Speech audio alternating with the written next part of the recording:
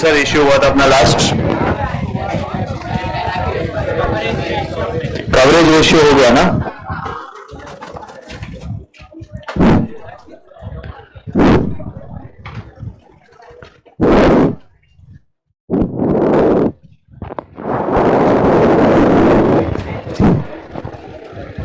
चलो next,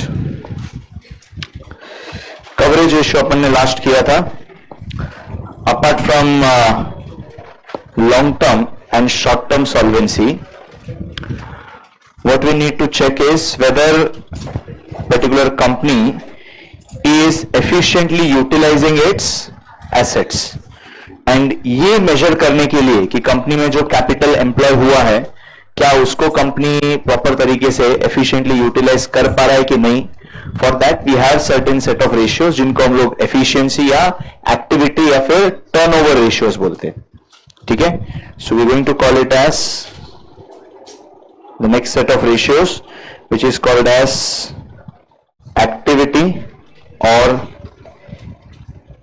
efficiency or turnover ratio.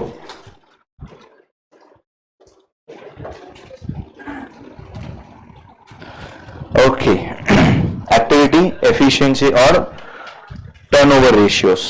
ठीक है, लेट्स बिगिन विथ इट. सबसे पहला जो रेशियो हम लोग देख रहे हैं यहां पे, दैट इज स्टॉक और inventory turnover ratio.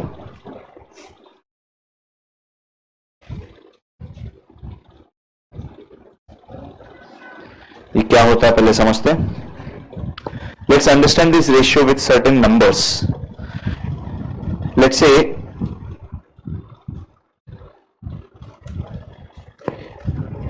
we have an average stock in our godown. On an average अपने गोडाउन में सपोज 4 लाख रुपए का स्टॉक होता है. We have on an average how much? 4 lakh का स्टॉक. ठीक है, एंड उसके सामने with average stock of 4 lakh हम लोग सामने देखते हैं कि अपना annual cost of goods sold, annual cost of goods sold मतलब annual COGS is suppose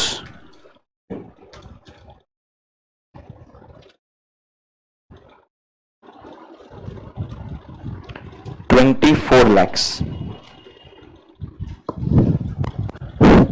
so average stock कितना? 4 लाख का. और साल भर में हम लोग कितने का गुड्स बेचते हैं? जो गुड्स बेच रहे हैं उनका कॉस्ट है 24 lakhs. ठीक है, if I ask you how many times company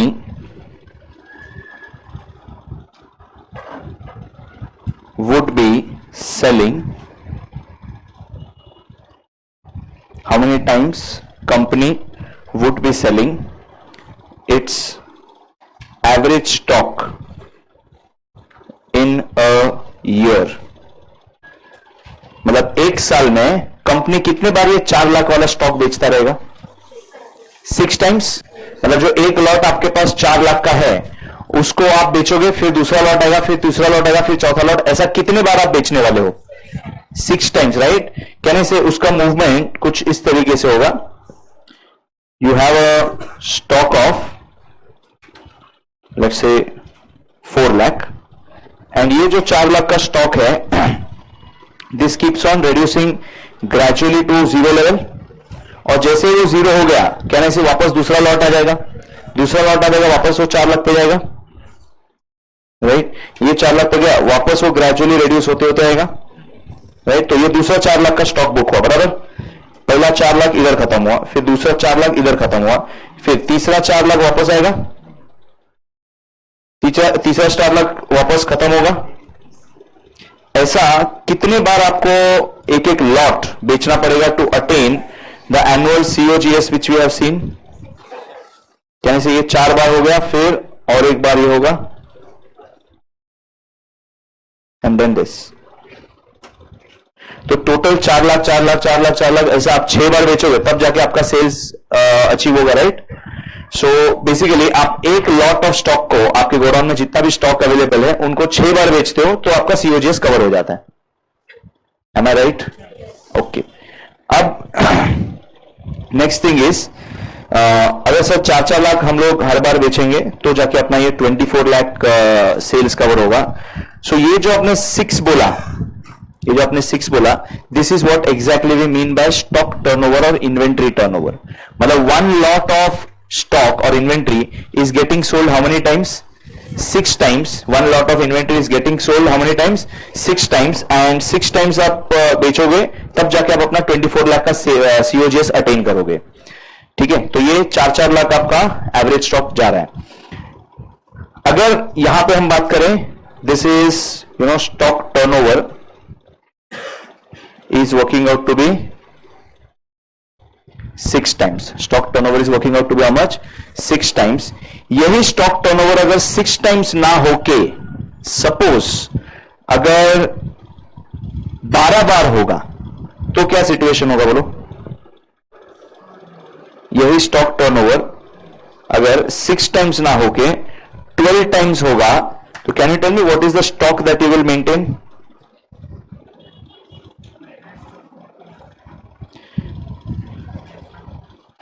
यही स्टॉक अगर मैं बोलता हूं it is no more 6 times and I'm saying that now the stock turnover is 12 times. Stock turnover अगर 12 टाइम्स है तो ऑब्वियसली अभी ये जो टर्नओवर आपका 4-4 लाख का जा रहा था एवरी टाइम, ये 4-4 लाख का नहीं जाएगा ना. कितना होगा? 2-2 लाख का जाएगा. समझता है सबको? So every time it is going to be 2-2 lakhs. मतलब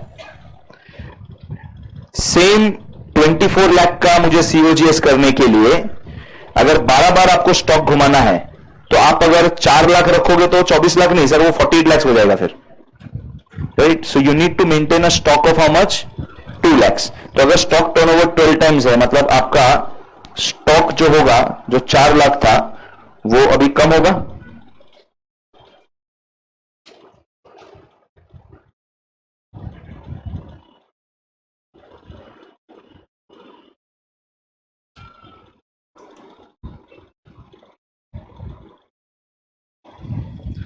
बराबर. So what is the difference that you can see over here? पहले तो एक तो डिफरेंस है कि सर 4 लाख का स्टॉक रखते थे और अभी ये केस में आपको 2 लाख का स्टॉक रखना है. और क्या डिफरेंस दिख रहा है आपको? हाँ, टर्नओवर ठीक है, 6 टाइम्स का 12 टाइम्स हो गया. और क्या डिफरेंस दिख रहा है? पहले देखो आपको एक लॉट को सेल करने के लिए इतना टाइम लगता था. अच्छा, ये पूरा साल है ना, एक्स एक्सिस पे अपना टाइम पीरियड है. ये एक्स एक्सिस पे we say this is 0th month and this is 12th month. ठीक है, 0th month and then this is 12th month. तो अगर 12 महीने में टोटल 6 बार आ रहा है, कहने से हर 2-2 महीने में सेल हो रहा है. अरे हर 2-2 महीने में हो रहा है ना सेल. लेकिन वही अगर आपने स्टॉक टर्नओवर 12 टाइम्स कर दिया, मतलब स्टॉक कम रखा and still you are able to make the sale, then starting आपका 0 मंथ है, लास्ट में भी आपका 12th मंथ होगा, बट 1 मंथ का भी गैप हो जाएगा ना ये.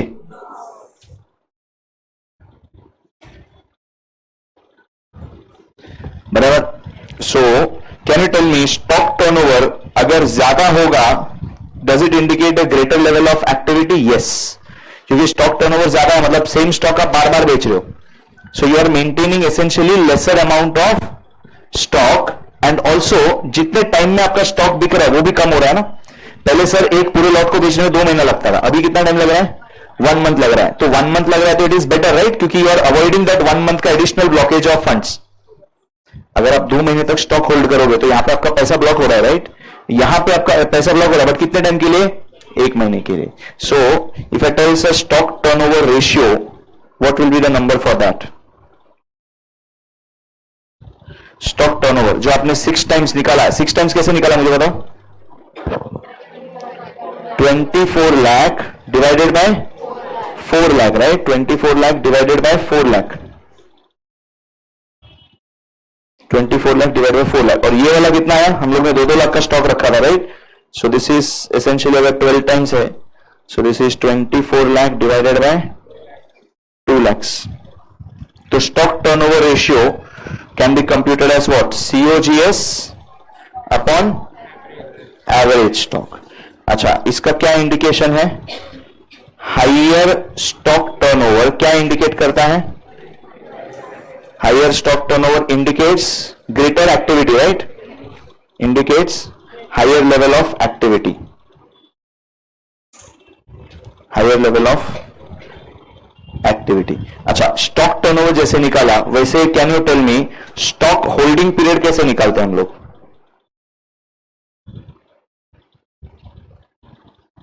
आपने बोला ना 2 महीना या 1 महीना, कैसे निकाला ये? How you get this 2 months? बोलो।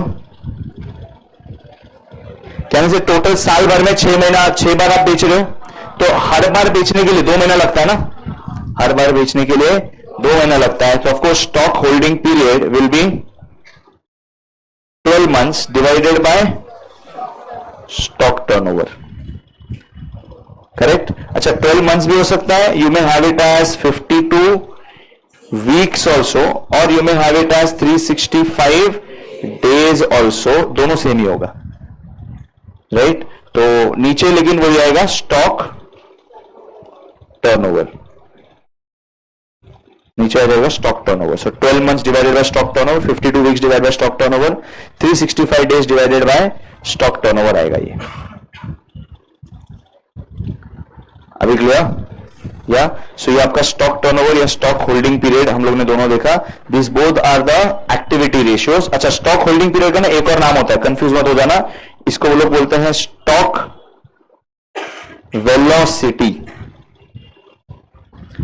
क्या बोलते हैं इसको? Stock velocity. Stock velocity is also nothing but the stock holding period, कितने टाइम तक आप स्टॉक होल्ड कर रहे हो। It is quite obvious. आपका अगर सीओजीएस जैसे कि यहां पे हमने बोला सर 24 लाख था, एवरेज स्टॉक 4 लाख था, साल भर का अपना सेल्स 24 लाख है, साल भर का अपना सेल्स 24 लाख है, उसमें से 4 लाख का अगर हम लोग स्टॉक रख रहे हैं, तो sales equal to how many months are we keeping in stock? कहने से 2 मंथ्स का। साल भर का आपका sales, cost of goods sold, जो आप सेल कर रहे हो उसका cost is 24 lakh. 24 lakh worth जितना गुड्स आप बेचते हो साल भर में, अगर आपके स्टॉक में 4 लाख का गुड्स है, मतलब कितने मंथ्स का स्टॉक, कितने मंथ्स के सेल होने लायक स्टॉक आपने गुड्स में रखा है अपने पास? 2 महीना। अरे 2 महीना ना। लेट्स से आपका अगर मैं बोलता हूं एवरी डे घर में राइस का कंजम्पशन है 1 kg, घर में राइस का कंजम्पशन कितना है? केजी। आपके घर में अगर राइस पड़ा है 60 kg, तो आप बोलोगे हमारे घर में जितना राइस है ना उससे अपना कितना दिन चल जाएगा? 60 डेज। अरे वही बोला ना हम लोग ने यहां पे भी सर, 4 लाख का जो स्टॉक है that is equivalent to 2 months का सेल्स। और वही फंडा अपना ये नंबर भी वही बोलता है कि आपका जो ये what you say holding period है दैट इज इक्वल टू, यहां पे 1 मंथ है या 2 मंथ है, that is same as stock holding period है। स्टॉक वेलोसिटी इंडिकेट्स कि फॉर हाउ मेनी मंथ्स का स्टॉक या हाउ मेनी डेज का स्टॉक आपके पास गोडाउन में पड़ा है। जितना ज्यादा स्टॉक आपके पास पड़ा रहेगा, ध्यान से सुनना, जितना ज्यादा स्टॉक आपके पास पड़ा रहेगा, यहां पे 2 महीने का स्टॉक पड़ा था ना, यहां पे 1 महीने का स्टॉक पड़ा है, which is a better active number, 1 month वाला, राइट? क्योंकि अगर आप 2 महीने जितना स्टॉक रखते हो, सर 2 महीने में कोई प्रोडक्ट खराब हो गया, कोई प्रोडक्ट आउट ऑफ फैशन चला गया, ऑब्सोलीट हो गया, you have to bear the risk. तो जितना होल्डिंग पीरियड कम उतना ही बेटर। अरे जितना होल्डिंग पीरियड कम उतना ही बेटर। कोई भी अगर आपका गुड्स डीलर है तो you will not like to keep some old stocks in your shop, क्योंकि जो ओल्ड स्टॉक्स रहेगा वो बिकेगा नहीं, वो पड़ा रहेगा, फिर बाद में आपको कॉस्ट से भी कम में बेचना पड़ेगा, है ना, राइट? तो इसकी वजह से हम लोग क्या बोलेंगे कि सर जो स्टॉक होल्डिंग पीरियड है, कहने से this is lower the better and stock turnover is higher the better. क्योंकि स्टॉक टर्नओवर कितने बार बेचो? सर बार बार बेचो, अच्छी बात है। अच्छा, कितने दिन के लिए होल्ड करूं? जितना कम दिन के लिए होल्ड करूं उतना बेटर। एंड इनफैक्ट ये दोनों एक दूसरे को कॉम्प्लीमेंट करते हैं। अगर आपका स्टॉक टर्नओवर हाई है, कहने से बड़ा नंबर डिवाइड होगा नीचे, तो ऑटोमेटिकली ये नंबर कम हो जाएगा। समझा? सो स्टॉक होल्डिंग पीरियड यहां पे हम लोग लिखेंगे lower stock holding period, lower stock holding period indicates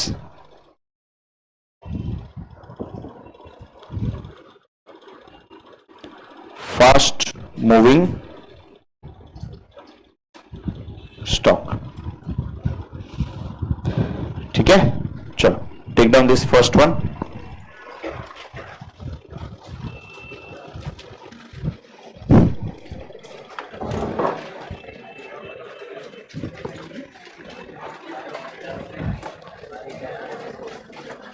lights बंद कर दो, ये वाला।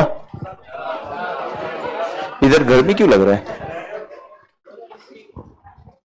इधर चालू है।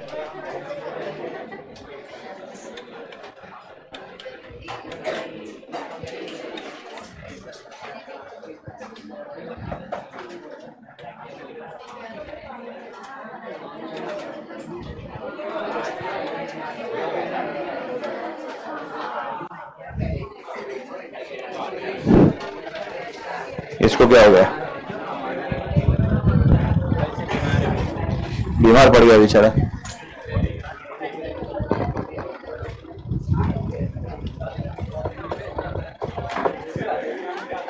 हाँ लिखो।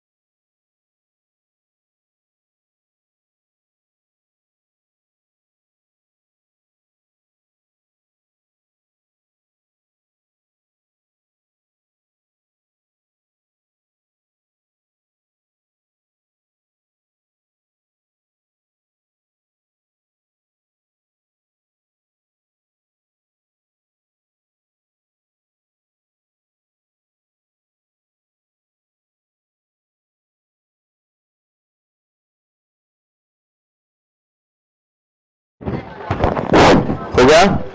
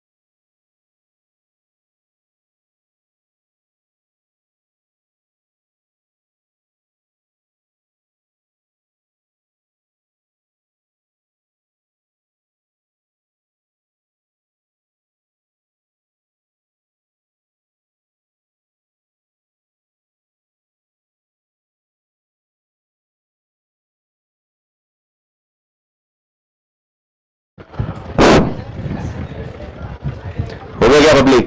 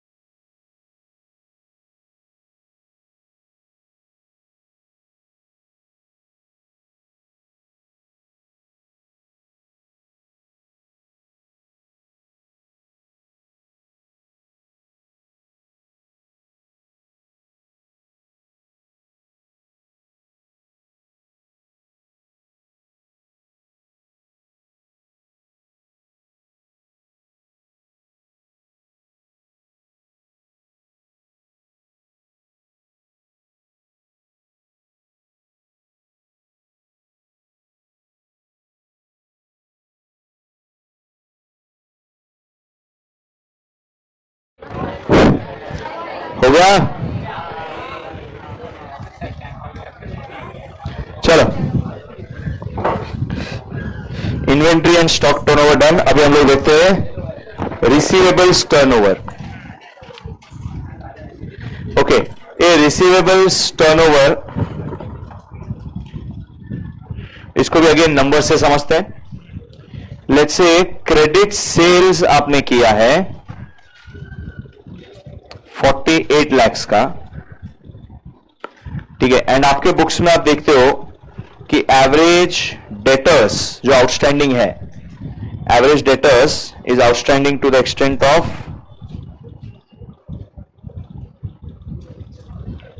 12 lakh.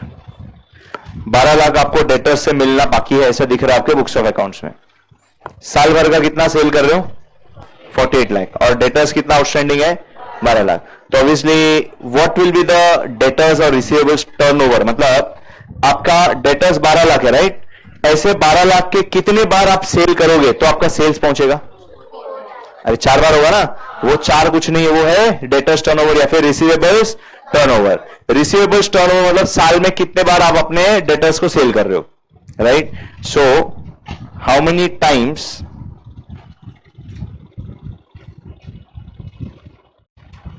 in a year goods are sold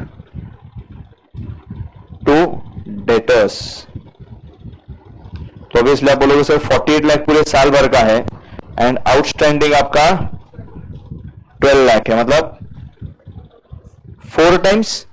तो इसमें अगर हम चार्ट बनाएं तो it is simply like this. देखो, डेटर्स आउटस्टैंडिंग था, डेटर्स से कलेक्शन होगा धीरे धीरे धीरे धीरे, राइट? कलेक्शन पूरा हो गया, फिर आप उसको वापस सेल करोगे and then again it will take some time for collection. Again आप सेल करोगे, फिर बस वापस कलेक्शन आएगा, again you will make a sale and फिर वापस कलेक्शन आएगा, ठीक है? तो ये आपका 4 बार सेल हो रहा है, राइट? 4 बार सेल हो रहा है, मतलब कहने से 12 लाख का सेल इधर, 12 लाख का सेल इधर, 12 लाख का सेल, और फिर ये 12 लाख का सेल हो रहा है। अगर 4 बार आप साल में उसको बेच रहे हो तो एक बारी सेल करके कलेक्ट करने में कितना टाइम लगता रहेगा? 3 मंथ्स।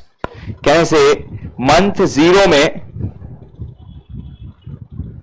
आपने बेचा, कलेक्शन करते करते क्या हो गया? मंथ 3।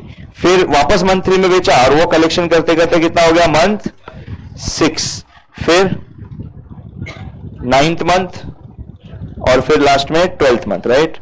सो अपना रिसीवेबल्स टर्नओवर का फॉर्मूला क्या बेटा, बोलो?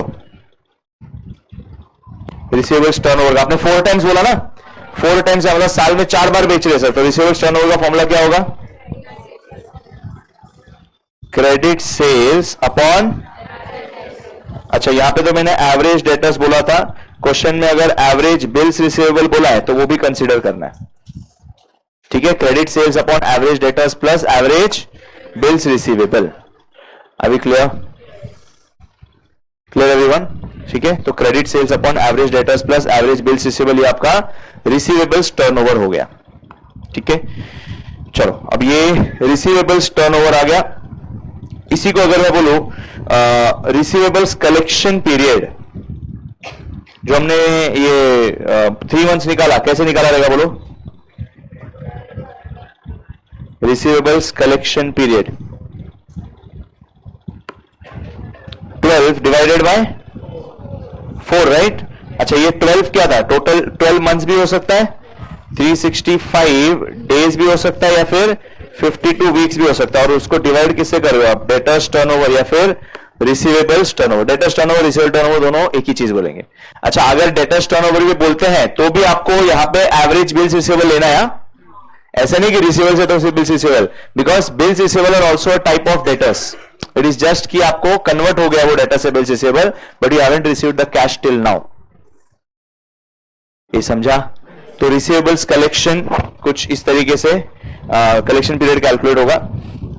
We can also say this simply as, suppose अगर 12 मंथ्स लेता हूं, डेटर्स टर्नओवर कैसे निकाला रे, sales upon average receivables, right. इसी को रीअरेंज करूं तो average receivables upon sales into 12। इधर भी वही सेम लॉजिक। सर साल भर का सेल आपका 48 लाख है, आपका कलेक्शन फ्रॉम डेटर्स मतलब डेटर आउटस्टैंडिंग कितना है, 12 लाख का है ना। अगर डेटर आउटस्टैंडिंग सर 12 लाख है तो टेल मी कितने महीने का सेल्स का पैसा डेटर लेके बैठा है। अगर साल भर में 48 लाख का आपका सेल है, राइट, और आप बोल रहे हो कि डेटर के पास आउटस्टैंडिंग मेरा 12 लाख है, तो कितने मंथ्स का पैसा डेटर के पास पड़ा है अपना, 3 मंथ्स ना। अरे क्योंकि साल भर में 48 लाख का है आपका, तो ऑब्वियसली एक मंथ का कितना होता, 4 लाख होता। तो ऐसे कितने मंथ्स का सेल्स का पैसा डेटर के पास पड़ा है, 3 मंथ्स, इसलिए वो 4 गुना आ रहा था, 4 टाइम्स। 4 टाइम्स है तो इसलिए 12 डिवाइडेड बाय 4, 3 टाइम 3 मंथ्स। ठीक है। अगेन यहां पे भी वही फंडा, रिसीवेबल्स टर्नओवर बोलो ज्यादा होगा तो उतना ही बेटर, राइट। रिसीवेबल्स टर्नओवर पहले यहां पे सर 4 गुना है, अगर यही सेल में अगर 8 गुना करता हूं तो 8 टाइम्स, कहने से लेसर अमाउंट हो जाएगा डेटर का। ये डेटर आउटस्टैंडिंग जो 12 लाख है वो कम हो जाएगा। As the debtor outstanding amount is lower, कहने से आपका पैसा कम ब्लॉक हुआ, कम ब्लॉक हो रहा है मतलब फटाफट पैसा मिल रहा है, राइट। सो यहां पे भी सेम फंडामेंटल रूल जो अपने किस में लग रहा था, स्टॉक में लग रहा था। स्टॉक में क्या था, higher stock turnover indicates higher level of और greater level of activity, and lower stock holding period indicates faster moving products, right. यहां पे भी आपका debtors collection period, receivables collection period अगर कम है, it means you are collecting the goods, you are collecting the money from the for the goods from the debtors at a faster pace. Okay, चलो ये हो गया आपका receivables turnover. इसी के जैसा पेएबल्स टर्नओवर, पेएबल्स टर्नओवर का formula आप लोग बोलेगा, अभी बोलो। हाँ बोलो, बराबर है, क्या है,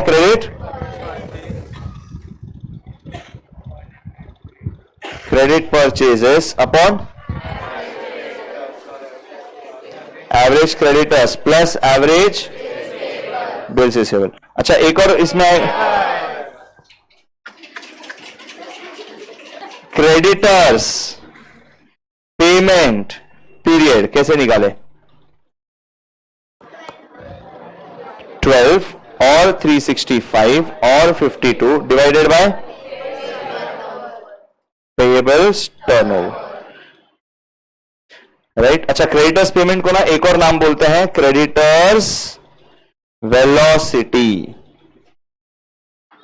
इवन रिसीवेबल्स टर्नओवर या रिसीवेबल्स कलेक्शन पीरियड को वो लोग नाम क्या देते हैं, रिसीवेबल्स वेलोसिटी या फिर डेटर्स वेलोसिटी भी बोलते हैं। तो नाम सुन के कंफ्यूज मत होना, it is just one and the same. Same way stock को भी क्या बोलते हैं, स्टॉक वेलोसिटी, ठीक है।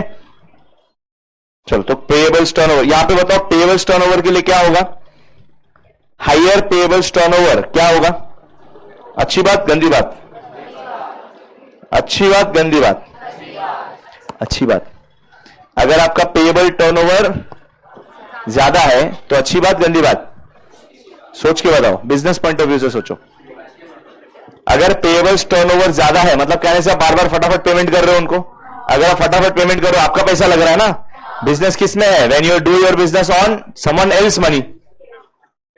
अरे किसी और, हम लोगों ने देखा ना बड़े बड़े कंपनीज क्या करता है, नेगेटिव वर्किंग कैपिटल चलाता है, पैसा वो कलेक्ट कर लेते लेकिन देने के टाइम बहुत नखरा करते, राइट।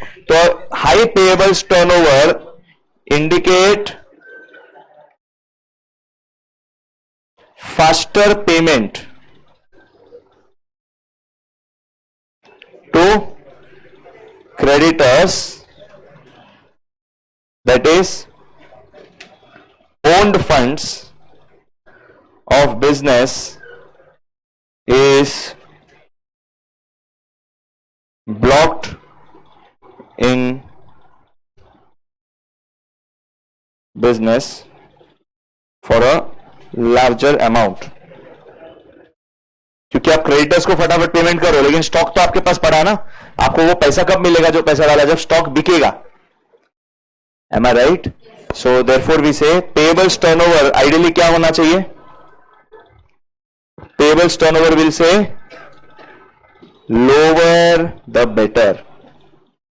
अच्छा, क्रेडिटर्स पेमेंट पीरियड क्या होगा? Higher the better. जितना हद तक खींच के उनका पैसा रख सकते हो सर रखो, और उनके पैसे पे धंधा करो. राइट? रिसीवेबल्स टर्नओवर और उसके लिए दोनों में क्या है? इसका उल्टा जाएगा. ऑब्वियसली वो एसेट है और ये लायबिलिटी है ना. अरे समझ रहे हैं? अच्छा, ये पहले लिख लो फटाफट.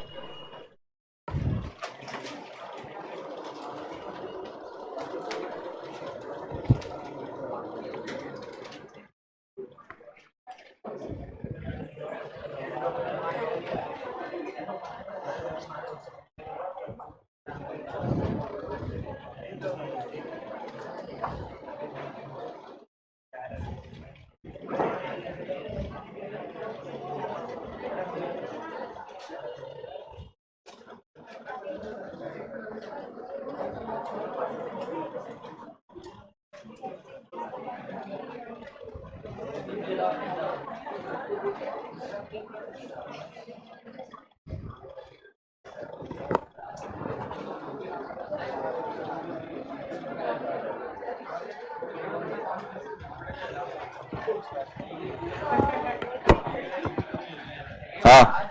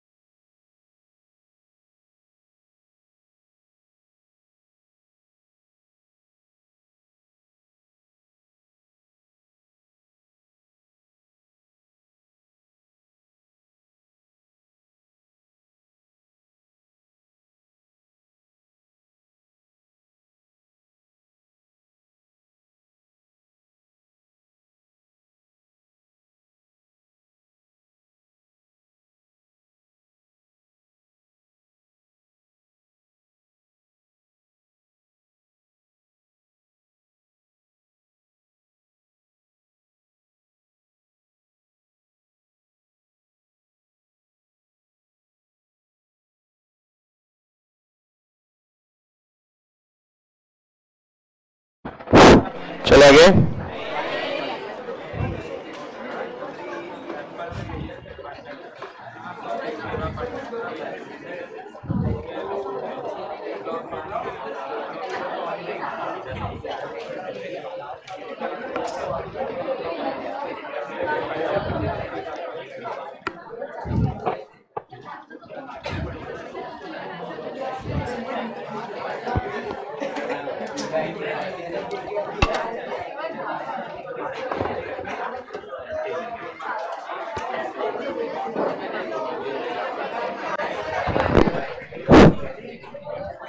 Shall we proceed?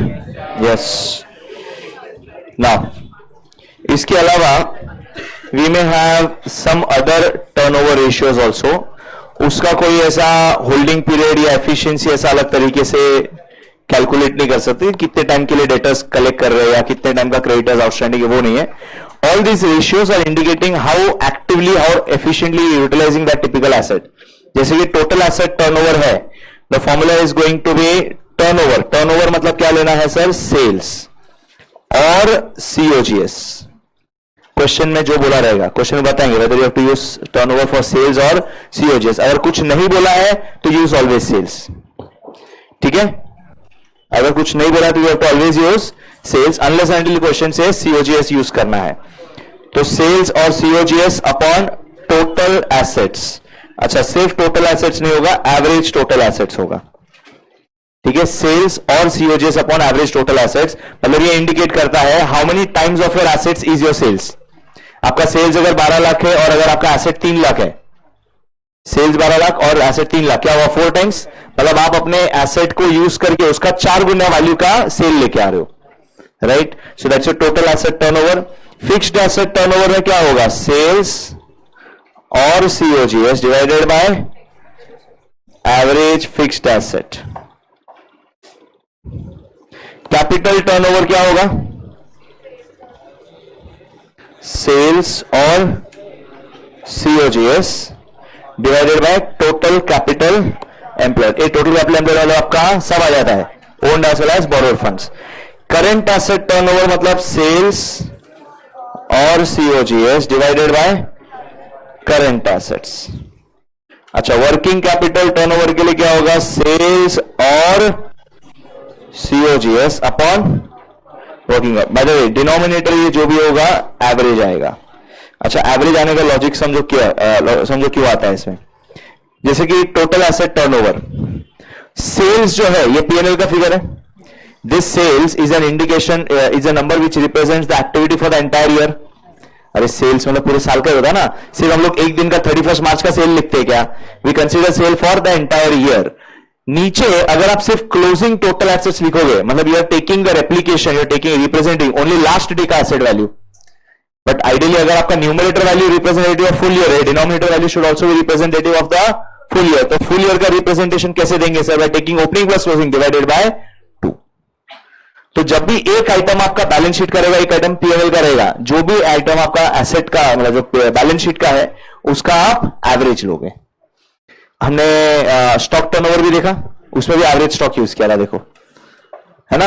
Debtors turnover में भी एवरेज डेटर्स, और इसमें भी क्रेडिटर्स टर्नओवर भी विल टेक एवरेज क्रेडिटर्स. तो when ever you have any ratio जहां पे एक बैलेंस शीट का आइटम है और एक पीएनएल का आइटम है, तो क्या करेंगे? जो भी बैलेंस शीट का आइटम है उसको आप एवरेज करोगे. ओके, चलो take down this turnover ratios.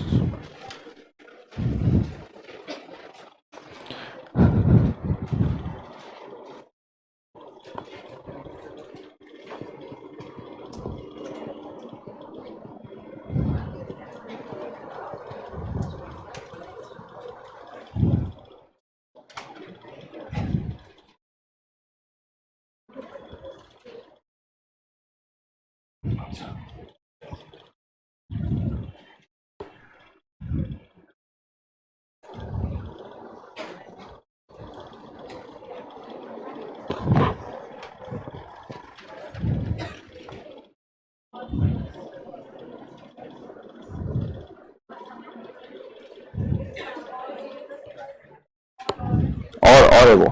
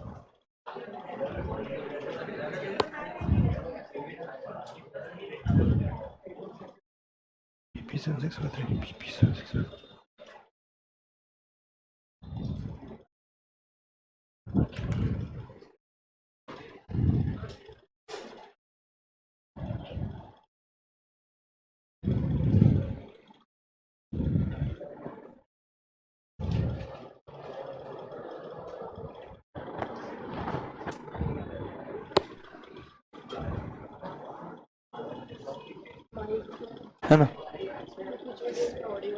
नहीं नहीं, वो देखा मैं.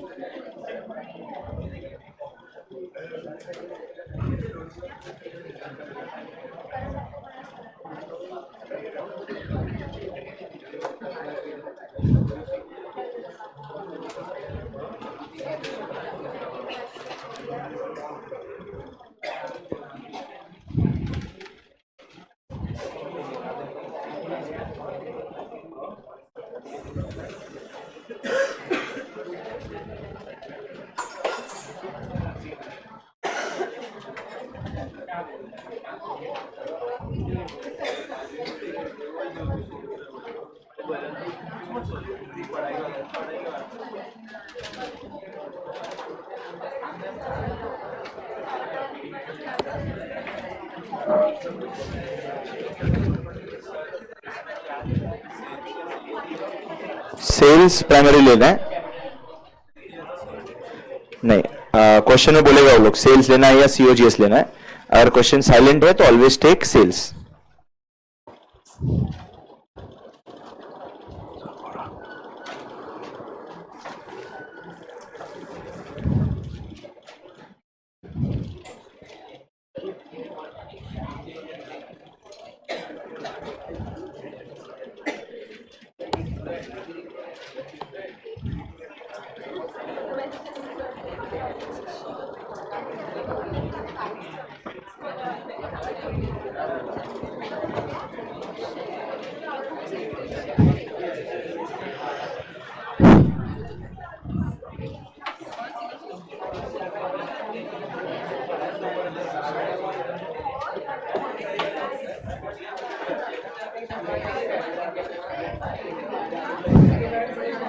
हो गया?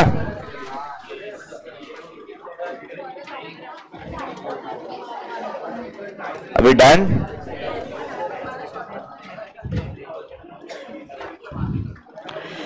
ओके, ये टर्नओवर रेशियोज तो हो गए. Now the next set of ratios, how do we measure the percentage return on investment? बोला, how do you measure the percentage return, what return you are generating on your investment? ये कैसे calculate करते हैं हम? Basically it should be income upon investment, right? Income upon investment into 100 करेंगे, right? अच्छा, अभी ये इन्वेस्टमेंट का डायमेंशन अलग अलग हो सकता है. एक होता है रिटर्न ऑन इन्वेस्टमेंट, मतलब हम लोग बोल रहे हैं कि जो एसेट्स डाला है हमने कंपनी में, जो जितना एसेट्स लगाया है, वो एसेट्स के ऊपर हम लोग कितना रिटर्न कमा रहे हैं sir. So return on investment on assets जब बात करेंगे, वी विल से ईबीआईटी अपना इनकम है, बिकॉज सारे एसेट्स पे कंपनी ने ईबीआईटी कमाया, राइट? उसमें से आपके पास सर लोन है, इसीलिए इंटरेस्ट पे कर रहे हो. अरे आपके पास लायबिलिटी है, लोन है, इसीलिए आप इंटरेस्ट पे कर रहे हो, right? So on assets what you have earned sir, assets जो कमा रहे हो, that is your EBIT. So EBIT upon total assets, of course into 100 होगा. नाउ ऑन कैपिटल एम्प्लॉयड भी सर, बिजनेस में जो कैपिटल एम्प्लॉय किया था हम लोग, रिटर्न ऑन कैपिटल एम्प्लॉयड देखा है by the way. Return on capital employed देखा है ना? What was the formula? EBIT upon total capital employed. अच्छा, टोटल कैपिटल एम्प्लॉयड में क्या आता है? Owned funds as well as borrowed funds. अच्छा, लेकिन यहां पे अभी भी हम लोगों ने कुछ तो बात किया सर, कि जब भी ऐसा क्वेश्चन होता है, ऐसा रेशियो आता है जहां पे एक आइटम बैलेंस शीट का, एक आइटम पीएनएल का, तो हम लोग क्या करते हैं? बैलेंस शीट का जो आइटम है उसका, तो बताओ पहले वाले में एवरेज किसका लेंगे अपन? तो कहने से एवरेज टोटल एसेट्स होगा. Same way total capital employed भी क्या होगा? ये एवरेज कैसे निकालेंगे? एवरेज कैसे निकालेंगे? Opening plus closing divided by 2 करके, right. So EBIT upon average total capital employed into 100. Then on equity funds, equity funds पे जो कमाया, कहने से वो कैसे कंप्यूट करेंगे? Net profit for equity share holders upon average equity share holders funds. अच्छा, एवरेज इक्विटी, एवरेज से वो अपने से opening plus closing divide by 2 करोगे. How will you get the equity share holders fund? ये नंबर कैसे निकलता है? Equity share holders fund, equity share capital plus reserves plus, नहीं प्लस नहीं होता, minus fictitious assets, minus fictitious assets होगा. ठीक है. So this is one of the ways of computing the return ratios और परसेंटेज रेट ऑफ रिटर्न निकालने के लिए. हम लोगों ने किया तो ऑलरेडी, सिर्फ हमने क्या किया यहां पे चेंज, ये एवरेज लेके आ गया. अच्छा, return on capital employed, this is generally set to be a pre tax return. Post tax return का formula is EBIT into 1 minus t upon average total capital employed into 100. Now what is 1 minus t? सुनो, आपने EBIT Z से ₹1,00,000 कमाया, 30% उसके ऊपर tax है, मतलब कितना आपके हाथ में आएगा? 70%. तो कहने से 70% करना है तो 1 माइनस टैक्स रेट 0.3 लोगे, 1 माइनस 0.3. तो ईबीआईटी को क्या कर रहे हो आप? 1 माइनस टैक्स से मल्टीप्लाई कर रहे हो टू गेट द न्यूमरेटर, कि आफ्टर टैक्स आपको कितना रिटर्न आ रहा है. दिस इज बिफोर टैक्स, क्योंकि इसमें से माइनस नहीं किया ना टैक्स हम लोग ने. टैक्स माइनस करेंगे तो that tax will be percentage of EBIT which is into 1 minus T हो जाएगा. ये 1 माइनस टी का लॉजिक समझा? बराबर. क्योंकि टैक्स कैसे कंप्यूट करोगे? देखो, आपका ईबीआईटी एक फिगर है, लेट्स से ये 1,00,000. ठीक है, फिलहाल हम लोग इंटरेस्ट नहीं काटेंगे because we are talking of total capital employed, क्योंकि जब ओनर्स के लिए बात करोगे तब इंटरेस्ट काट के ये वाला बात करेंगे. बट ओवरऑल कंपनी ने अगर ईबीआईटी 1,00,000 कमाया है, इसके ऊपर कंपनी अगर टैक्स पे करेगा 30%, मतलब 30,000, कितना बचेगा? 70,000 बचेगा. 70,000 क्या है आपका प्रॉफिट बिफोर? हाँ, ये तो कहने से this is EBIT minus tax हो क्या है? अच्छा, ईबीआईटी माइनस टैक्स मतलब ये ईबीआईटी माइनस टैक्स कैसे आ रहेगा? टैक्स का रेट इंटू ईबीआईटी, है ना. तो ईबीआईटी कॉमन लोगे इसमें से, तो यू हैव 1 माइनस टी. अरे सिंपल मैथमेटिक्स रे, जिसको 30-70 नहीं समझा उसके लिए ये. अभी क्लियर? सो अगर आपका रेट टैक्स रेट 30% हो, ये 30% हो गया, सो ईबीआईटी कॉमन आ गया अंदर, इधर 1 minus T. Are we good? Yeah. So that's your return on investment ratios. पहले ये लिख लो.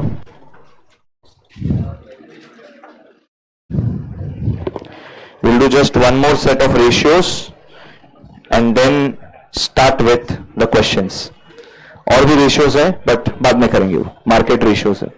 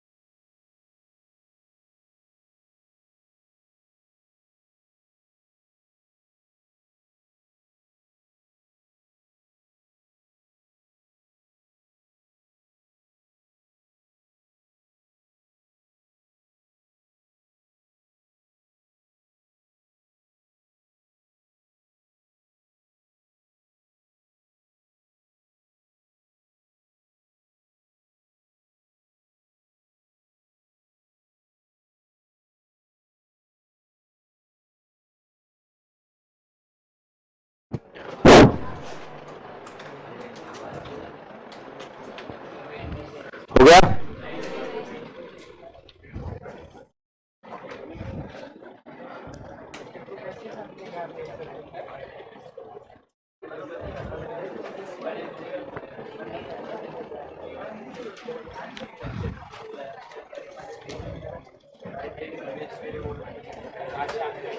क्या?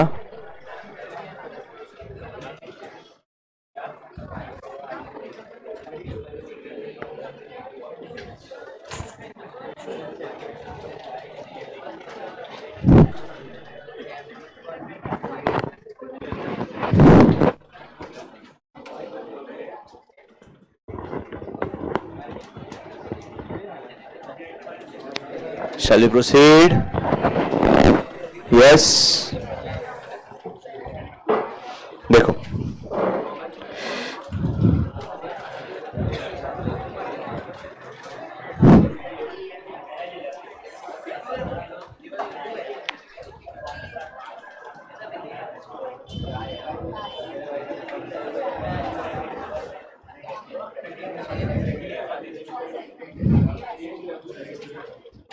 अभी vertical form of PNL, profit and loss का एक different arrangement all together. Let's have a look at it. लिखो मत, just understand the flow in which the money is flowing with the company. Okay, शुरुआत होता है sales से, right? You start with sales. Sales में से less होगा sales return, और फिर ये क्या बनेगा आपका? Net sales. ठीक है, सो वी हैव सेल्स, उसमें से लेस होगा sales return, so we get net sales.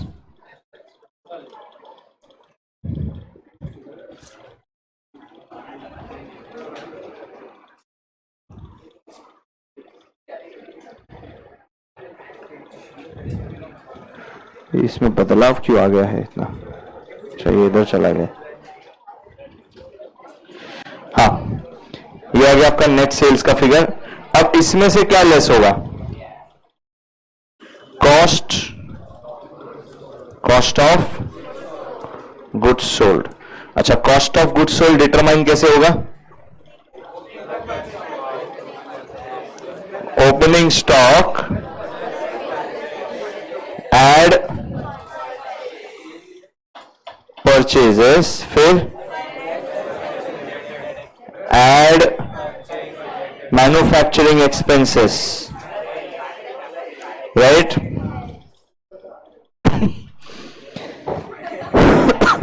And then less होगा इसमें से क्लोजिंग स्टॉक. ठीक है, क्या हुआ? हाँ, पर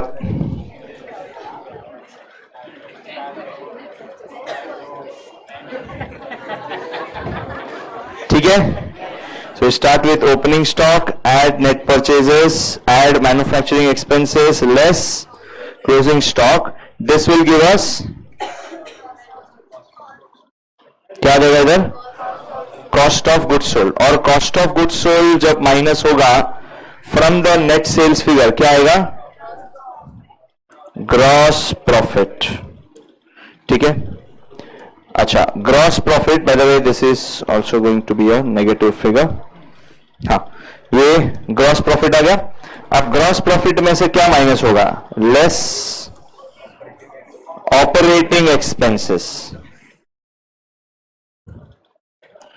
ऑपरेटिंग एक्सपेंसेस. अभी ऑपरेटिंग एक्सपेंसेस का क्लासिफिकेशन क्या होगा? 3. एक है एडमिनिस्ट्रेशन एक्सपेंस. अच्छा, एडमिनिस्ट्रेशन का एक्सपेंस का कुछ एग्जांपल दो. हाँ, salary to office staff, right? Salary to office staff, और depreciation on office furniture, right?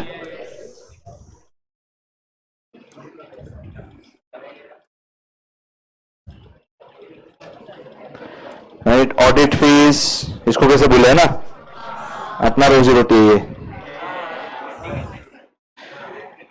Okay, ये आपका एडमिन एक्सपेंस में आ जाएगा।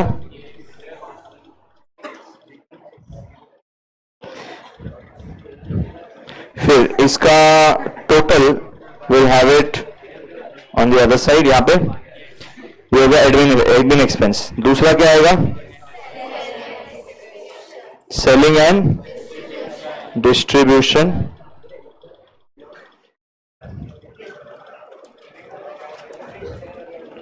Selling and distribution expense. Selling and distribution expense क्या आएगा बोलो, सेल्समैन का सैलरी, सेल्समैन सैलरी, फिर depreciation on delivery vans. Delivery van को देखिए तो इतना एक्साइट क्यों हो गया, ऐसा क्या करना चाहते हो डिलीवरी वैन के अंदर। एडवर्टीजमेंट एक्सपेंस, राइट, तो ये सब टोटल होके आपका बाहर आएगा। तो अगर अपने को एडमिन एक्सपेंस किसी रेशियो में चाहिए, we can simply take this number, और वैसे सेलिंग एंड डिस्ट्रीब्यूशन चाहिए तो सीधा ये ले लेंगे। अच्छा, फिर एक और एक्सपेंस आएगा, फाइनेंस एक्सपेंस। अच्छा, फाइनेंस एक्सपेंस में क्या आएगा बोलो, गलत, इंटरेस्ट नहीं आएगा, क्योंकि यहां पे हमने बोला है ऑपरेटिंग एक्सपेंस, मतलब बिजनेस को रन करने के लिए जो जो एक्सपेंसेस लगता है अपार्ट फ्रॉम दैट सीओजीएस, वो बात करते हैं। इंटरेस्ट पे करना जरूरी थोड़ी बिजनेस रन करने के लिए, वो तो तूने लोन लिया इसलिए इंटरेस्ट पे कर रहा है, खुद का पैसा डाल रहा था थोड़ी इंटरेस्ट लगता रहा। तो फाइनेंस एक्सपेंस अलग आएगा, यहां पे आपका फाइनेंस एक्सपेंस नहीं होगा, this will be financial expense. Financial expense मतलब क्या, जो आप चेकबुक लेके आते हो, एनईएफटी चार्जेस, बैंक का कोई अकाउंट मेंटेनेंस चार्जेस है, राइट, वो सब इसमें आएगा, प्रोसेसिंग चार्जेस है, वो सब। तो फाइनेंशियल एक्सपेंसेस में क्या आएगा, बैंक चार्जेस, फिर any fund transfer charges, right, और एनी सॉर्ट ऑफ बैंक ने आपके ऊपर कोई पेनल्टी मारा रहेगा because non maintenance of any bank balance, right, ये सब आएगा। अब ये सबका टोटल बाहर यहां पे आएगा, राइट, थर्ड कॉलम में आएगा ना, और थर्ड कॉलम में आपका जीपी था, जीपी में से ये सब माइनस होंगे, राइट, जीपी में से ये सब माइनस होंगे, और क्या आएगा, नहीं, नेट प्रॉफिट बहुत दूर है अभी, ऑपरेटिंग प्रॉफिट ये नहीं है, इसमें एक और चीज ऐड होगा, add other operating incomes. So we'll have other operating incomes,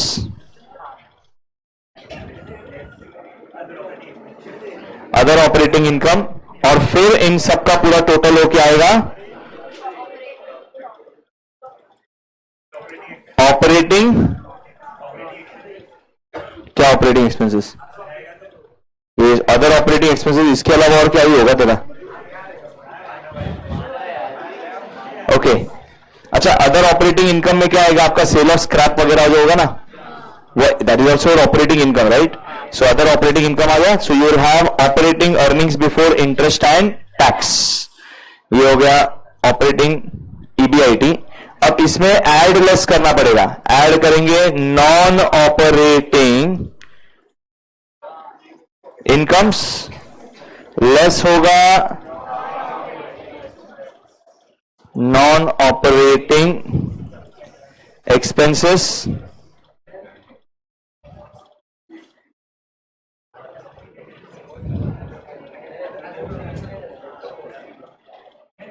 ठीक है, and then that will give us earnings before interest and tax. So ये आ गया आपका ईबीआईटी। नाउ आफ्टर ईबीआईटी क्या रिड्यूस होगा, less in cash interest expense, right, interest expense less होगा, and then what we will get is profit before tax. profit before tax में से क्या less होगा, tax, that will give us profit. इसमें से further less होगा preference dividend. अरे preference dividend जाएगा ना, that is preference dividend is appropriation of your profits. आप प्रॉफिट से ही प्रेफरेंस डिविडेंड पे करोगे। You don't get any income tax benefit for preference dividend. So preference dividend pay हो गया। फिर क्या बचता है? Net profit for equity share holders.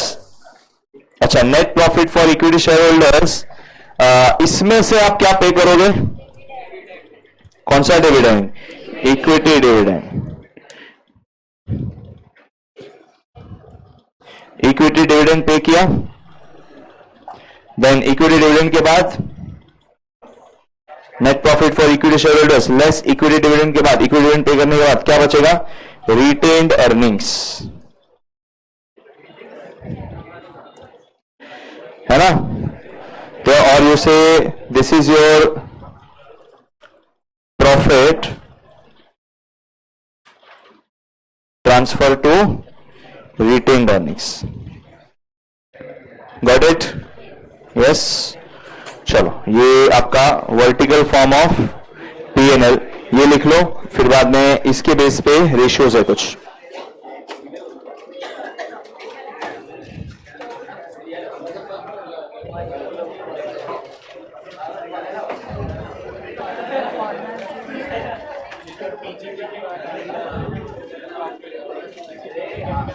हाँ हाँ,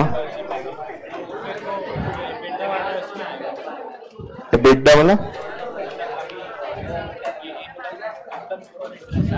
हाँ